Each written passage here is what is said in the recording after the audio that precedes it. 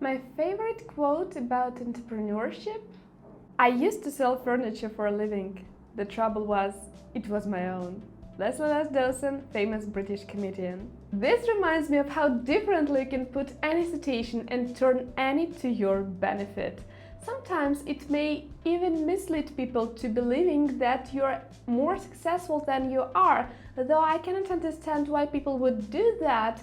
I, on the other hand, am trying to look worse than I am, because less attention, less stress. However, all of us need motivation, and we need role models of people who we admire or people who build businesses that we want to own one day. And each of us will have its own motivation examples and own motivational sayings that would trigger us and make us want to improve. And today I'm sharing with you my list of motivational quotes for entrepreneurs.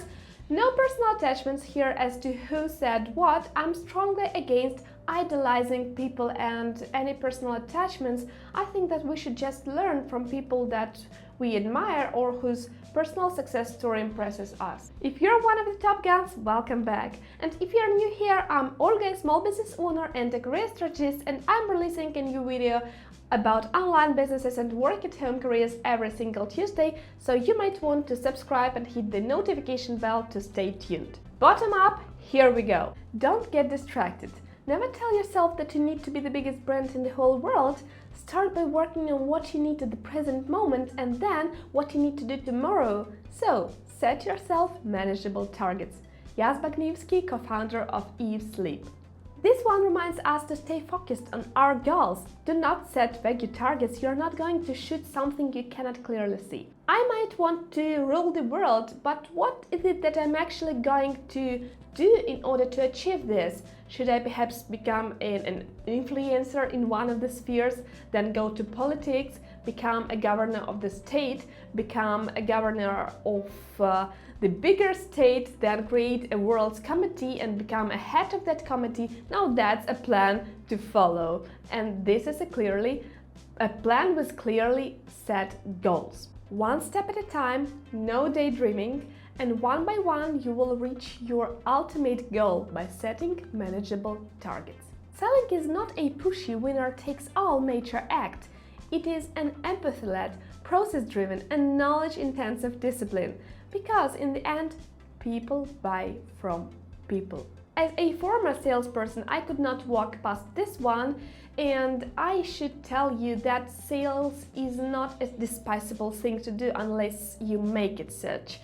And you are the #1 salesperson in your company, so be human, be authentic, sell to people, and remember that you're selling to people and care about your customer, and thus you will make sales a very dignified thing. Don't be afraid to sell your product. That's your business, you should be proud of it.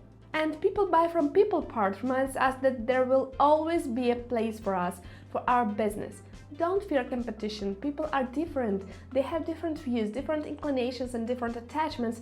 That's why coaching business is so popular, despite there being already thousands of coaches and competition. Coaches are teachers.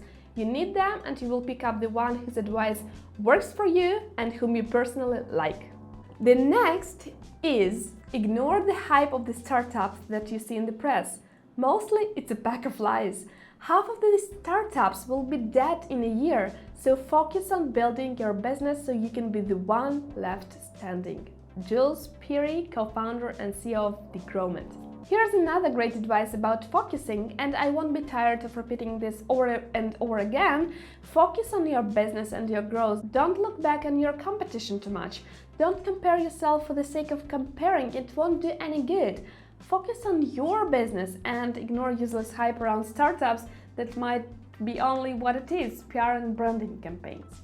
The next is, if you know too much before the start, then you will get overwhelmed. Come up with an original idea and don't copy, because there will be no passion. You need that otherworldly passion. Just start. This is the thing that I was relating in this video. Just start and solve all the problems in the process. I'm so disappointed with myself. I have lost several years thinking and planning how I'm going to start the business, and I lost so much time. I'm so disappointed with myself. Don't do that. Just start and solve the problems in the process. Just prepare and start. You can solve everything beforehand. The next is, if you can offer a free tier that provides a lot of value, it will naturally help your product to spread much more rapidly. Melanie Perkins, co-founder of Canva.